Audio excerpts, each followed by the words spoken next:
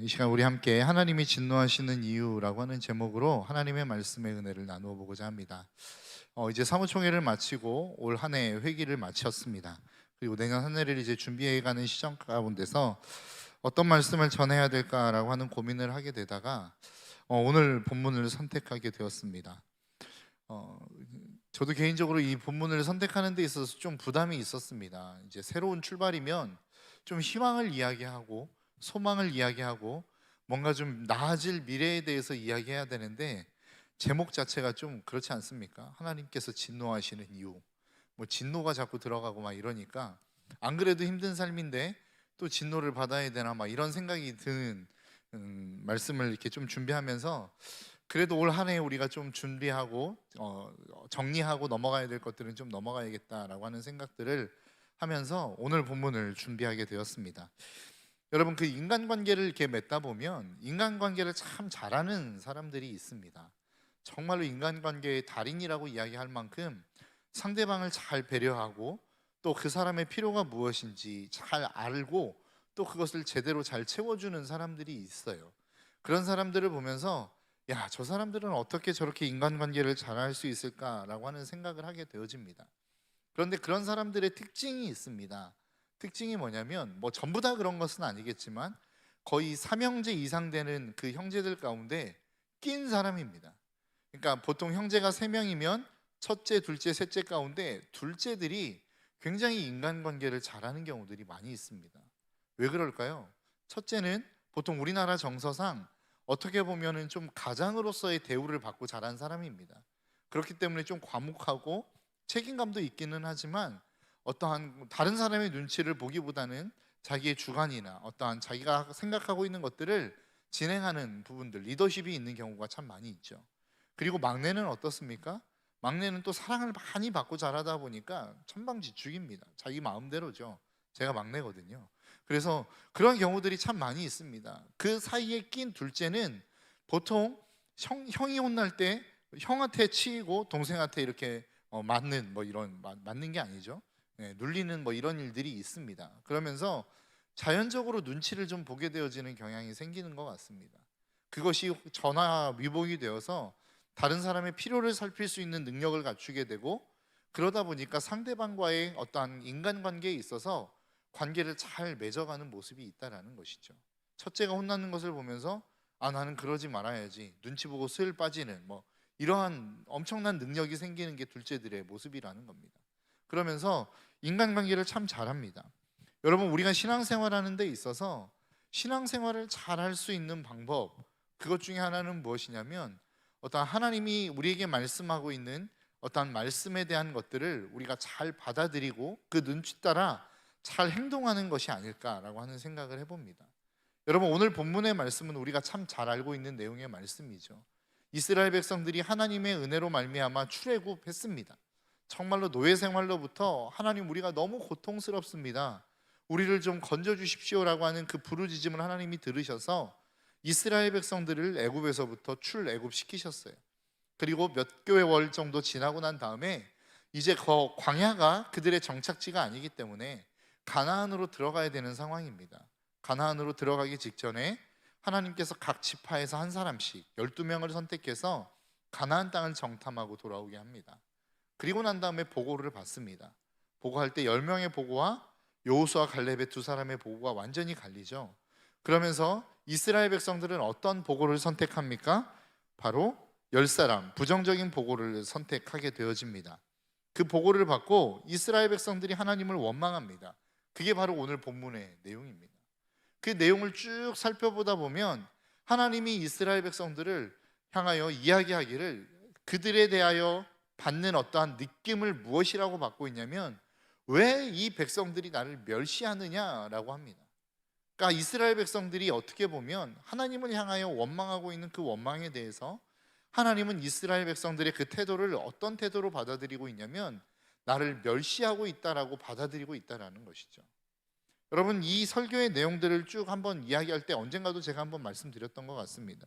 우리가 이스라엘 백성들의 역사를 쭉 보면서 결과론적인 것들을 놓고 보니까 야, 이스라엘 백성들 좀 너무 답답하다라고 이야기할 수 있을지 모르겠지만 만일 우리가 이스라엘 백성들의 모습이었다면 우리는 하나님을 더 원망했을 수도 있습니다. 하나님을 아예 떠난 삶을 살아갈 수도 있습니다.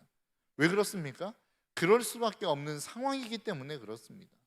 여러분, 이스라엘 백성들을 한번 생각해 보십시오. 400년이 넘는 시간 동안을 이스라엘 백성들은 칼이나 창을 한번 잡아보지 않고 살아왔습니다. 노예로 살아왔습니다. 시키는 대로 하는 것들을 그냥 그대로 행하면서 살아왔던 민족이 이스라엘 백성들이라는 거예요. 그런데 지금 그들이 하나님의 전적인 능력으로 말미암아 홍해를 건너왔다라고는 이야기하지만 가나안 땅을 정탐했을 때가 문제입니다. 그들보다 키가 훨씬 컸어요. 그리고 수많은 좋은 것들이 있긴 했겠지만 그들 앞에 놓여 있는 현실이 무엇입니까? 그들과 이제는 전쟁을 해야 되는 상황인 것입니다. 한 번도 칼을 잡아보지 않았고 한 번도 창을 잡아보지 않았던 노예로만 살았던 이스라엘 백성들이 자기들보다 등치도 훨씬 큰 사람들, 힘이 훨씬 센 사람들과 이제는 전쟁을 해야 되는 상황에 있는 거라고요. 그 상황을 보고받은 이스라엘 백성들의 심정이 어떠했겠습니까? 그들이 하나님을 어떻게 보면 원망하는 것은 당연할 수밖에 없는 상황이다라고 하는 것이죠. 그런데 그 상황 앞에 선 이스라엘 백성들을 향하여 하나님이 뭐라고 말씀하고 있냐면 11절에 주님께서 모세에게 말씀하셨다. 언제까지 이 백성이 나를 멸시할 것이라 더냐. 그러니까 지금 하나님이 이스라엘 백성들에게 뭐라고 말씀하고 있습니까? 야, 너희들 왜 나를 원망해? 내가 너희들을 인도할 건데 왜 너희들은 그 자리에서 불평하고 있어? 라고 말씀하는 게 아니라 너희들 나를 무시해도 정도가 있지, 너희를 나를 이 정도까지 무시하는 게 말이 되니? 라고 지금 말씀하고 있는 거예요. 여러분, 하나님이 언제 무시한다라고 생각하실까요? 하나님은 언제 자기 스스로를 무시당한다라고 생각하고 계시는가라고 하는 것이죠. 여러분, 누군가의 대화에 있어서 상대방이 나를 무시한다라고 생각하면 여러분 기분 나쁘지 않습니까? 다른 사람이 나와 관계하는 데 있어서 아예 대꾸도 하지 않으면 뭐라고 이야기합니까? 차라리 화를 내. 왜 그렇죠? 무시받는 것보다 차라리 화를 내는 게 훨씬 더 마음 편하고 덜 기분 나쁘기 때문에 그렇습니다. 하나님이 지금 이스라엘 백성들에게 무시를 당하고 있다라고 말씀하고 있고 그렇게 느끼고 계신다라고 이야기하는데, 그럼 도대체 어떤 상황이기에 하나님이 이스라엘 백성들에게 무시를 받고 있고 멸시를 당하고 있다라고 생각하고 있는가라고 하는 것이죠. 여러분, 지금 상황이 어떻습니까? 이스라엘 백성들은 가나안을 들어가야 됩니다. 그리고 하나님이 이스라엘 백성들에게 이미 그 땅을 내가 너희들에게 주겠다라고 약속하고 있는 상황이라는 거예요. 그 상황 속에서 하나님이 너희들이 이제 이 땅으로 들어가라고 말씀하고 있는데 이스라엘 백성은 뭐라고 이야기하고 있는 것입니까? 우리 그 땅 들어가지 않고 다시 애굽으로 돌아갈래요 라고 이야기하고 있는 것입니다. 여러분, 이와 비슷한 내용이 어디에 나오냐면 역대기에 나옵니다. 역대기에 보면 다윗이라고 하는 한 왕이 임금의 자리에 올라갑니다. 임금의 자리에 딱 올라가고 났더니 임금이 아닐 때에 보이지 않았던 것들이 보이기 시작한 거예요. 그게 무엇입니까? 다른 이방 나라들의 군대가 보이기 시작한 것입니다. 그 군대의 강성함, 화려함, 그리고 그 강해 보이는 군마들이 보이기 시작한 거예요. 그러자 다윗이 함께 그들에게 명령을 내린 명령이 무엇이었습니까? 인구를 조사하라는 겁니다. 전쟁에 나아갈 수 있을 만한 인구를 조사하고 우리가 군대를 만들면 얼마나 많은 군대를 만들 수 있을지를 한번 계수해봐라 라고 명령을 내린 겁니다. 그런데 이 명령으로 말미암아 이스라엘 백성들에게 전염병이 돌기 시작하고 7만 명이 죽는 일들이 일어납니다.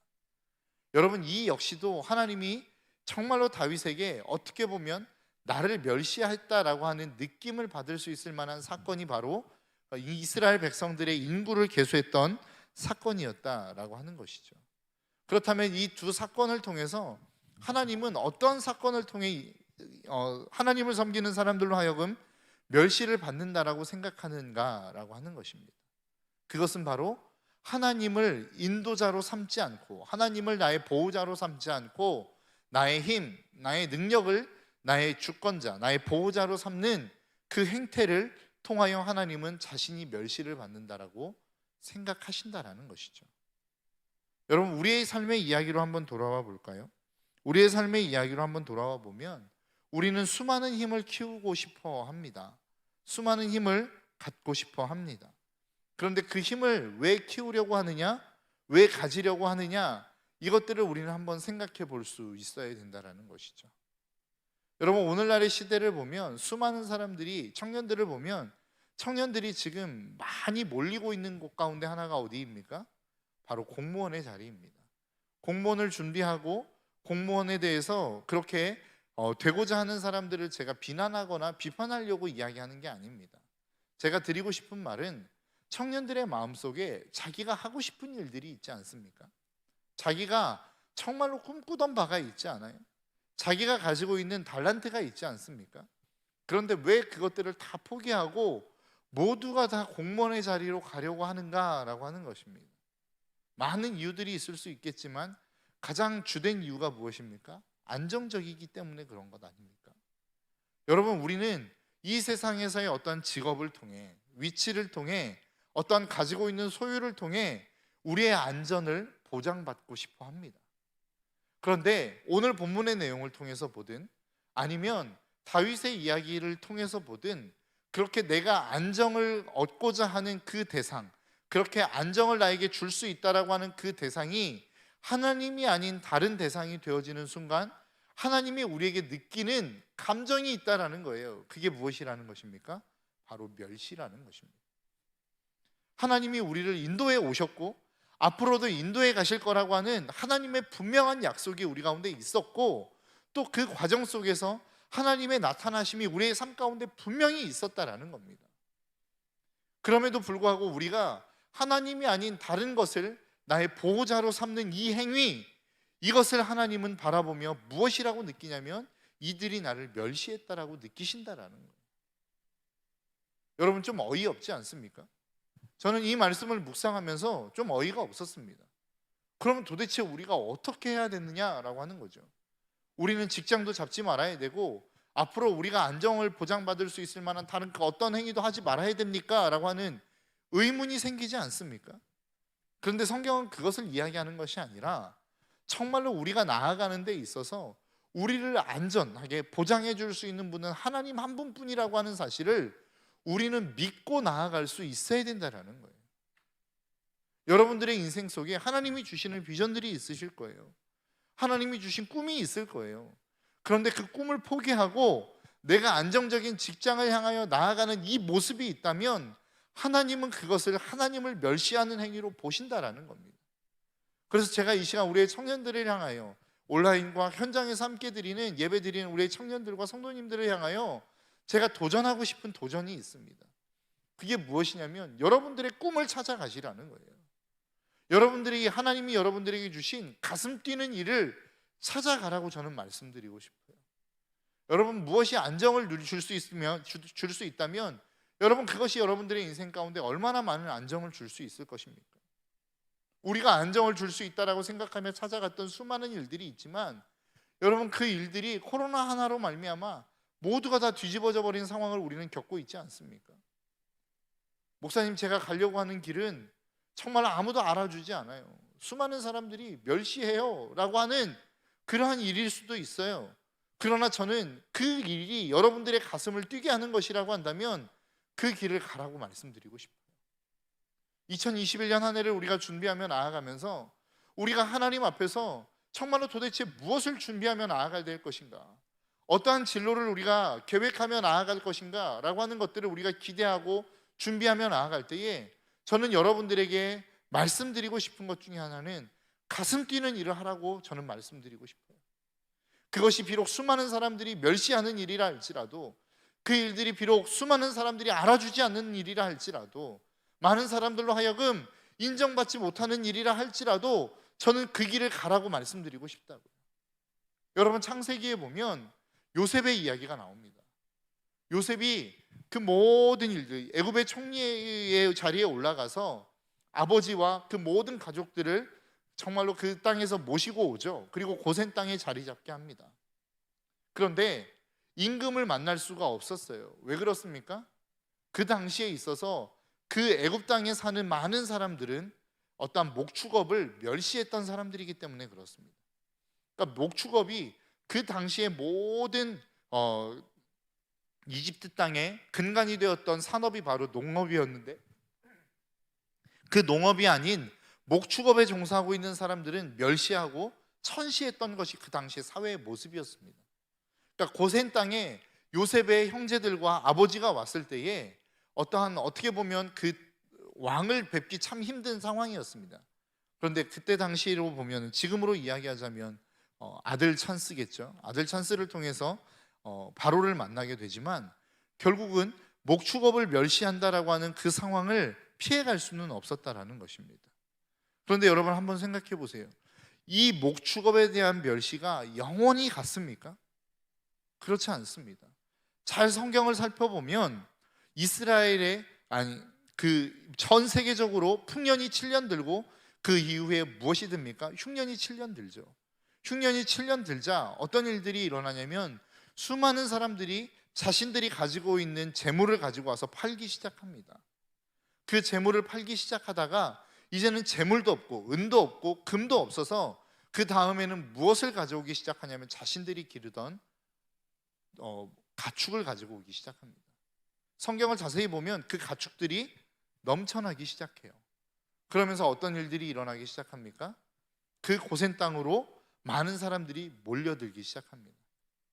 그러면서 이제는 그 요셉의 형제들, 요셉의 아버지만으로 그 가축을 칠 수 없기 시작되자, 이제는 사람들이 몰려들기 시작해서 그 가축을 치는 일들로 말미암아 먹고 사는 사람들이 생겨나기 시작합니다. 그리고 이제는 더 이상 그 목축업이 그 이집트 땅에서 천시받는 그러한 직업이 되지 않는 일들이 벌어지기 시작하더라는 것이죠. 여러분, 처음에는 목축업이라고 하는 것이 어떻게 보면 굉장히 멸시받는, 천대받는 직종일 수 있었을지 모르겠습니다.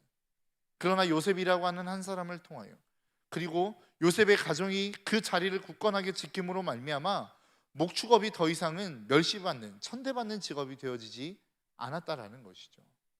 여러분들이 가고자 하는 그 일, 그 진로, 그것들이 어떻게 보면 사람들이 알아주지 않는 일들일지 모르겠습니다. 그러나 그 알아주지 않는 그 일들이 저는 영원할 거라고 생각하지 않습니다. 여러분이 그 자리에 있고 하나님이 여러분들을 사용하신다면, 그 일들은 언젠가는 수많은 사람들의 인정과 그리고 많은 사람들의 박수를 받는 직업이 될 수 있다라는 것이죠. 그렇기 때문에 저는 여러분들에게 도전하고 싶습니다. 여러분들이 어떤 진로를 선택하는 데 있어서 정말로 어떤 직종을 따라가는 그러한 어리석음을 범하지 않았으면 좋겠어요.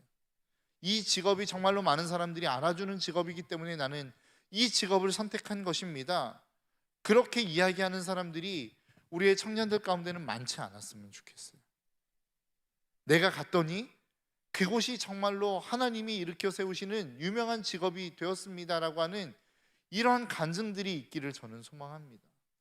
여러분, 우리 그리스도인들은 그러한 사람이라고 저는 생각합니다. 어떤 유명한 곳을 쫓아다니는 것이 아니라, 어떤 유명한 일들을 쫓아다니는 것이 아니라, 정말로 나의 안정을 보장해 줄 수 있는 곳을 쫓아다니는 것이 아니라, 내가 가는 그곳이 유명한 곳이 되어지고, 내가 가는 그곳이 안정을 보장받는 곳이 되어지는 이 놀라운 역사, 여러분 한 사람으로 말미암아 여러분들이 서 있는 그 자리가 안정을 보장받고, 여러분들이 서 있는 그 자리가 수많은 사람들의 어떠한 먹고 사는 문제를 해결해내는 이러한 자리가 될 수 있기를 저는 주님의 이름으로 축복합니다. 여러분, 오늘 본문의 말씀을 보면 이스라엘 백성이 왜 애굽으로 돌아가자라고 이야기합니까? 여전히 노예로 살 수밖에는 없지만 그 자리에서는 죽을 염려는 없거든요. 전쟁해야 되는 위협은 없거든요. 다시 싸워야 되는 어려움과 아픔은 없거든요. 그들이 수고와 땀과 노력을 지불해야 되는 대가 지불은 없습니다. 그렇기 때문에 다시 노예의 자리로 돌아가고자 하는 거라고요. 그 안전의 자리로 돌아가고자 하는 거라고요. 목숨만은 부재받는 자리로 돌아가려고 하는 거거든요. 하나님은 그것을 원하시지 않았어요. 그러한 이스라엘 백성들을 바라보며 너희들은 언제까지 나를 멸시할 것이냐라고 질문하고 계신다는 거예요. 우리의 삶이 그런 삶은 아닙니까? 하나님이 우리에게 가슴 뛰는 일들을 주셨어요. 하나님이 우리에게 반드시 나아가야 될 길을 보여주셨다고요. 그런데 그 길을 가고 싶지 않아요. 그 길을 향하여 나아가고 싶지 않아요. 내 발걸음을 옮기고 싶지 않아요. 왜요? 내가 더 많은 노력을 해야 되고 더 많은 대가를 지불해야 되고 더 많은 전쟁, 영적인 싸움을 해야 되는 자리이기 때문에 그럴 수도 있다라고 저는 생각합니다. 그 자리를 향하여 내가 나아가지 않고 내 길을 돌아선다면 하나님은 이스라엘 백성들에게 던지셨던 질문, 너희들 언제까지 나를 멸시할래? 라고 하는 이 질문이 동일하게 저와 여러분들 가운데 전해질 거라고 생각합니다. 여러분, 우리의 인생 속에서 더 이상 이제는 안전을 쫓아 살아가는 인생들이 되어지지 않았으면 좋겠어요. 여러분, 한 선교사님이 그런 이야기를 하셨습니다.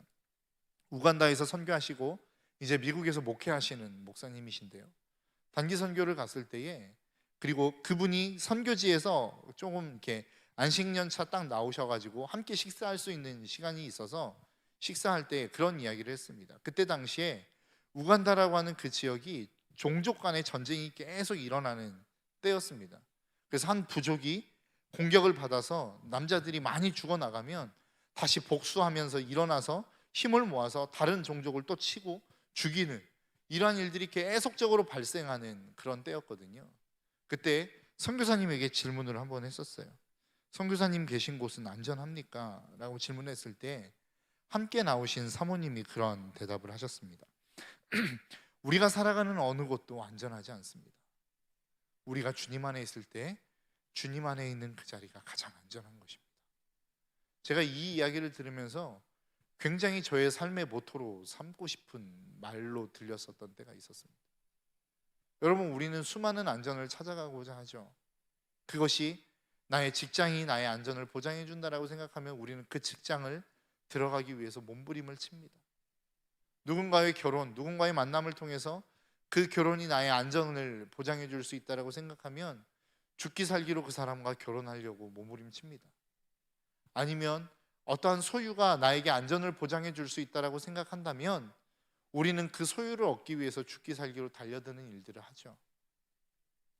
그런데 그것이 여러분들의 안전을 진정으로 보장해 줄 수 있을까요? 성경이 대답하는 것은 아니다라는 것입니다. 주님이 우리에게 무엇이라고 말씀하고 있습니까? 우리가 가장 안전할 수 있는 곳은 우리가 주님 안에 거하고 있을 때 가장 안전할 수 있다는 것이죠. 우리가 이 사실을 믿지 않을 때에, 우리가 이 사실을 하나님 앞에서 인정하지 않고 자꾸만 내 스스로의 안전을 내가 책임지려고 할 때에 하나님께서 오늘 본문 11절에 말씀을 하시는 거라고요. 주님께서 모세에게 말씀하셨다. 언제까지 이 백성이 나를 멸시할 것이라더냐. 그러면서 뭐라고 말씀하십니까? 내가 이 백성 가운데 보인 온갖 표적들이 있는데 언제까지 나를 믿지 않겠다더냐. 저는 오늘 동일하게 저와 여러분들에게 하나님이 질문하는 질문이라고 생각합니다. 여러분, 무엇 때문에 그렇게 바쁜 하루하루를 보내고 계십니까? 무엇 때문에 그토록 여러분 힘들고 힘겨운 하루하루를 보내고 계십니까? 그것이 주님을 위해서라고 한다면 하나님은 여러분들에게 박수 쳐 주실 것입니다. 여러분들의 인생을 격려해 주실 것입니다. 위로해 주시고 책임져 주실 것입니다. 그런데 여러분들이 그토록 바쁜 그 하루하루의 삶이, 여러분들이 그토록 힘겹게 살아가는 그 하루하루의 삶이 여러분들의 목숨을 부지하기 위해서, 여러분들의 안전을 보장받기 위해서 살아가고 있는 그 삶이라고 한다면 하나님은 오늘 11절의 말씀으로, 11절의 질문으로 오늘 동일하게 저와 여러분들에게 질문하실 거라는 거죠. 여러분, 우리가 하나님 앞에 뭐라고 대답하시겠어요? 너 뭐 때문에 그렇게 바쁘니? 라고 이야기할 때 하나님, 저도 먹고 살아야죠 라고 하는 이 대답이라고 한다면 오늘 본문 똑같이 말씀하실 거라고요. 언제까지 네가 나를 멸시할 거냐? 너 왜 이렇게 바쁜 삶을 살아? 라고 이야기할 때 하나님, 나는 좀 안전해지고 싶어요, 안정을 누리고 싶어요 라고 이야기한다면 하나님, 오늘 본문 11절의 질문처럼 언제까지 너 나 멸시할래? 내가 지금까지 너 지켜 보호해 줬잖아. 내가 지금까지 너 그렇게 인도해 줬잖아. 그런데 그 표적 다 잃어버리고 지금까지 내가 너를 그렇게 인도해 주었던 그 모든 인도함 다 버리고 언제까지 너 나를 그렇게 멸시할래? 라고 하는 이 질문을 하나님이 저와 여러분들에게 던지신다면 여러분, 우리는 하나님 앞에 어떤 대답으로 나아가야 될까요? 2020년 안에 우리가 이렇게 우리의 삶을 살아왔다면, 나의 안전과 나의 먹고 사는 문제에 갇혀서 내 인생의 문제를 내가 해결하려고 살아왔던 그 모습으로 2020년 한 해를 우리가 살아왔다면, 여러분 오늘부터 시작하여 살아갈, 그리고 준비해 나가야 될 2021년은 그렇게 살지 않는 저와 여러분들의 삶이 될 수 있었으면 좋겠습니다. 우리의 안전이 주님 앞에 있고 우리의 먹고 사는 문제가 주님 앞에 달려 있음을 우리가 하나님 앞에 믿음으로 선포하고 고백하며 그 하나님 안에서 우리의 안전을 보장받을 수 있는 저와 여러분들의 삶이 될 수 있기를 주님의 이름으로 축복합니다. 여러분, 우리가 2021년을 어떻게 준비해야 될 것인가? 그럴 때에 정말로 나를 안전하다라고 생각할 수 있는, 그렇게 내가 붙들고 살아가고 있는 그 모든 것들을 내려놓아야 된다라고 저는 생각합니다. 그리고 우리가 붙들어야 될 것이 무엇입니까? 그 하나님을 붙들고 우리의 삶의 가장 안전한 자리로 나아갈 수 있기를 간절히 소망합니다. 이제 우리가 하나님 앞에 좀 찬양의 자리로 나아갔으면 좋겠는데요, 전능하신 나의 주 하나님이라고 하는 찬양입니다. 그 하나님은 우리에게 능치 못하실 일이 하나도 없습니다. 그 능치 못하실 일이 전혀 없다라고 하는 그 말 안에는 무엇이 포함되어져 있는 것입니까? 그 하나님은 우리의 모든 먹고 사는 문제에 있어서도 하나님이 우리의 모든 삶을 책임져 줄 수 있는 하나님이라고 하는 내용이 포함되어 있는 것 아니겠습니까? 그 안에는 내 삶의 모든 안전을 하나님이 책임져 주실 것입니다라고 하는 이 고백 또한 함께 포함되어져 있는 것이라. 여러분, 우리가 이 찬양을 하나님 앞에 올려드리면서 2020년 한 해 나의 안전을 보장받으려고 했던 것, 나의 먹고 사는 문제에 정말로 내가 그것에 목숨 걸었던 그것들을 주님 앞에 내려놓고 온전히 하나님의 말씀 앞에 다시 한번 돌아올 수 있는 저와 여러분들이 될 수 있기를 소망합니다. 이 시간 우리 함께 찬양하며 나아가기를 원합니다.